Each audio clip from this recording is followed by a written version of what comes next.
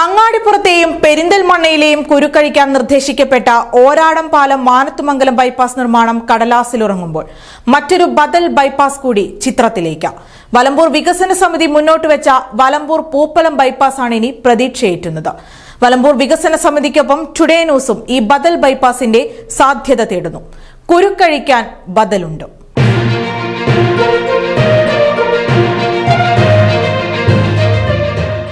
അങ്ങാടിപ്പുറത്തിന്റെയും പെരിന്തൽമണ്ണയുടെയും കഴുത്തിൽ കുരുങ്ങിയ ഗതാഗത കുരുക്കഴിക്കാൻ നിർദ്ദേശിക്കപ്പെട്ട ഓരാടം പാലം മാനത്തുമംഗലം ബൈപ്പാസ് നിർമ്മാണത്തിൽ പ്രതീക്ഷ നഷ്ടപ്പെട്ടതോടെയാണ് വലമ്പൂർ വികസന സമിതി മറ്റൊരു ബൈപ്പാസ് എന്ന ആശയം മുന്നോട്ട് വയ്ക്കുന്നത്.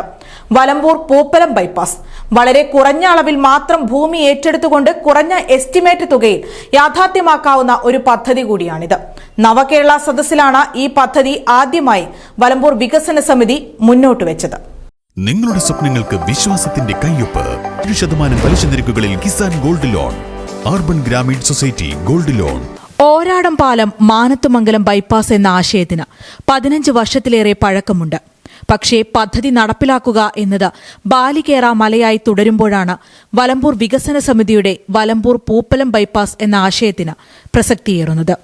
ഓരാടം പാലം മാനത്തുമംഗലം ബൈപ്പാസിനെ അപേക്ഷിച്ച് നോക്കുമ്പോൾ വളരെ കുറഞ്ഞ അളവിൽ ഭൂമി ഏറ്റെടുത്തുകൊണ്ട് കുറഞ്ഞ എസ്റ്റിമേറ്റ് തുകയിൽ യാഥാർത്ഥ്യമാക്കാവുന്ന ഒരു പദ്ധതിയാണിത്.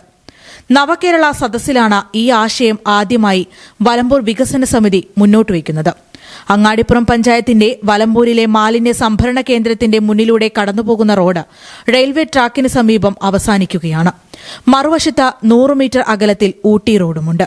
ഇവിടെ റെയിൽവേ ട്രാക്കിന് കുറുകെ ഒരു മേൽപ്പാലം യാഥാർത്ഥ്യമാക്കി റോഡിന് വീതി കൂട്ടി ബൈപ്പാസാക്കി മാറ്റാമെന്നാണ് വലമ്പൂർ വികസന സമിതി മുന്നോട്ട് വയ്ക്കുന്ന ആശയം.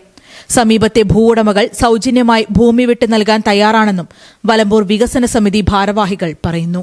തുടർ പ്രവർത്തനങ്ങൾക്ക് വേണ്ടിയിട്ട് ഈ മഞ്ചേരി റോഡ് ആൻഡ് ഓവർബ്രിഡ്ജിൻ്റെ വകുപ്പിലേക്ക് അയച്ചിട്ടുണ്ട്. അവിടുന്ന് അവരിവിടെ വന്ന് നോക്കി, അവർ ഞങ്ങൾ വിവരങ്ങൾ അറിയിച്ചു.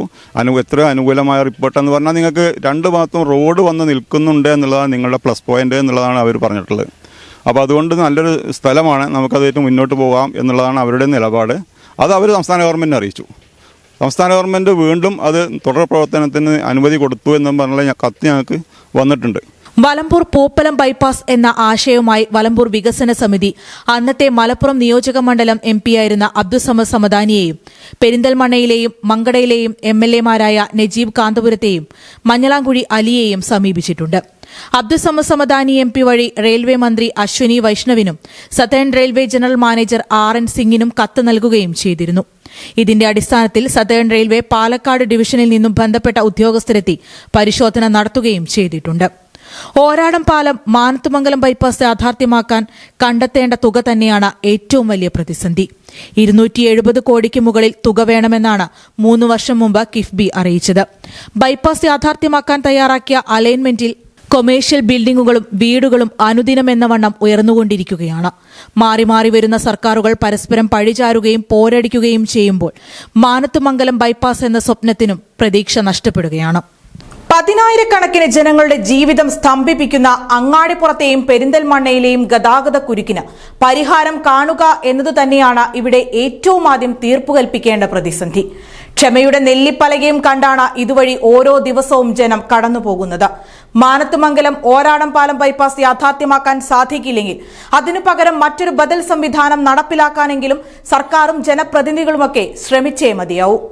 സ്കൈ ഗോൾഡ് സുരക്ഷാ പദ്ധതിയിലൂടെ പണിക്കൂലിയില്ലാതെ തന്നെ സ്വർണ്ണാഭരണങ്ങൾ സ്വന്തമാക്കാനിതാ ഒരു സുവർണാവസരം. കൂടാതെ വിവാഹ പാർട്ടികൾക്ക് സ്പെഷ്യൽ ഓഫറുകളും 2% മുതൽ അഡ്വാൻസ് ബുക്കിംഗോടുകൂടി 2.5% മുതൽ മേക്കിംഗ് ചാർജിൽ സ്വർണ്ണാഭരണങ്ങൾ സ്വന്തമാക്കാം. കൂടുതൽ സുരക്ഷ ഉറപ്പുവരുത്തൂ സ്കൈ ഗോൾഡ് സുരക്ഷാ പദ്ധതിയിലൂടെ. Sky gold, Perinthalmanna, Nilambur, Ponnani, Pune.